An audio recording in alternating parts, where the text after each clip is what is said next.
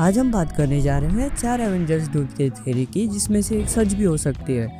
तो स्टार्ट करते हैं थ्योरी नंबर 1 से। इस थ्योरी में डॉक्टर डूम कैंग की काउंसिल को मार के गॉड एम्परर डूम बन जाता है। कॉमिक्स में डॉक्टर डूम का गॉड में ट्रांसफॉर्मेशन सबटाइल नहीं है, ये वायलेंट, कैलकुलेटर और इनविजिबल है। सीक्रेट वॉर 2015 की स्टोरी के दौरान डूम बियॉन्डर्स को मार देता है, ऐसे क्रिएचर जो टाइम, स्पेस और कैजुअलिटी के बियॉन्ड ऑपरेट करते हैं। डूम उन्हें डिफेक्ट नहीं करता, बल्कि सीधे सोर्स की पावर छीन लेता है और अपनी इमेजिनेशन में एक नई फुटेज क्रिएट करता है। और इस तरह हमें बैटल वर्ल्ड मिला और वो गॉड एम्परर डूम बन गया। लेकिन एक ट्विस्ट है, एवेंजर्स डूम्सडे तेजी से अप्रोच कर रही है और स्टोरी को डिरेल किए बिना बियॉन्डर्स को इंक्लूड करने का टाइम नहीं है, इसलिए मार्वल उन्हें रिप्लेस कर सकता है। थ्योरी ये है कि बियॉन्डर्स की जगह एमसीयू का डॉक्टर डूम कैंग की काउंसिल को मार देगा। सिर्फ कैंग को नहीं, बल्कि पूरे काउंसिल को। क्वांटमेनिया के पोस्ट क्रेडिट सीन में दिखाया गया वो ग्रुप जो मल्टीवर्स के वेरिएंट से बना है, जिसके पास god like technology, infinite timeline knowledge और टीवीएस से भी कनेक्टेड है। ये मॉर्टल नहीं है, ये वॉकिंग पैराडॉक्स, टाइमलाइन रियलिटी और रियलिटी मैनिपुलेटर्स है। और डूम इन सबको आसानी से मिटा देगा, क्योंकि ऐसा करके वो उन सबकी सबसे बड़ी पावर मल्टीवर्स कंट्रोल को एब्जॉर्ब कर लेता है। सोचो जरा, कैंग काउंसिल अकेला फ्रैक्शन है जो टाइम को वेपनाइज करना जानते हैं। उनकी टेक्नोलॉजी वेरिएंट्स को ट्रैक कर सकती है, टाइमलाइन को कोलैप्स कर सकती है और रियलिटी को बेंड कर सकती है। अगर डूम वो नॉलेज लेके री इंजीनियर करता है तो वो सिर्फ पावरफुल नहीं, अनस्टॉपेबल बन जाता है। लेकिन और भी है। लीक्स और बिहाइंड द सीन्स कंफर्मेशन के मुताबिक एवेंजर्स डूम्सडे में टीवीए के अंदर के सीन्स होंगे।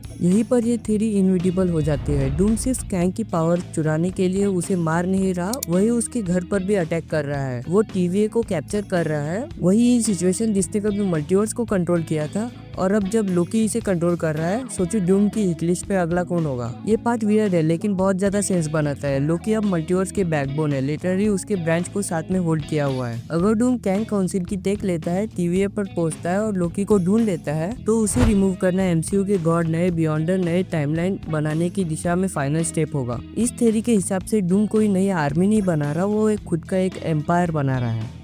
फ्रैंकलिन रिचर्ड की बुक सीक्रेट में डूम्सडे की स्टोरी रिवील करती है। पहली नजर में एक ट्रैवल डिटेल लगती है फैंटास्टिक फोर के पोस्ट क्रेडिट सीन में। हम फ्रैंकलिन रिचर्ड को क्वाइटली कुछ क्लासिक चिल्ड्रन बुक पढ़ते हुए देखते हैं। सबटेल है, कोई फ्लैशी रिवील नहीं है, कोई एक्सप्लोजन नहीं, लेकिन यहाँ ट्विस्ट है। मार्वल कोई भी काम गलती से नहीं करता, और फ्रैंकलिन जो 3 बुक्स पढ़ रहा है, उन्हें शायद पूरे एवेंजर्स डूम्सडे की स्टोरी स्पॉइल कर दिया। पहली बुक एरिक कैरल की द एंग्री कैटरपिलर इवोल्यूशन और ट्रांसफॉर्मेशन की सिंपल स्टोरी है। एक छोटा क्रिएचर जो अपने आसपास की हर एक चीज को तब तक खाता रहता है जब तक वो किसी ऐसी चीज को डेवलप नहीं कर लेता जिसकी किसी ने इमेजिन भी नहीं की थी, जैसे कि एक बटरफ्लाई। लेकिन कॉन्टेस्ट में हम फ्रैंकलिन रिचर्ड की बात कर रहे हैं। कॉमिक्स में फ्रैंकलिन एक प्रोडोजी की नहीं, वो कॉमिक एनोमली है, एक बच्चा जो वॉइड से यूनिवर्स क्रिएट कर सकता है। इसलिए फ्रैंकलिन को एक कैटरपिलर को किसी मैग्निफिकेंट चीज में ट्रांसफर होते देखना है किसी सिंबॉलिक नहीं, बल्कि प्रोहायटिक है। वो बढ़ने वाला है और डूम जैसे कोई इवोल्यूशन को एक्सपेडाइट करने वाला है। दूसरी बुक कैरल डाउनी की ऑन द ऑरेंज स्पाइसेस,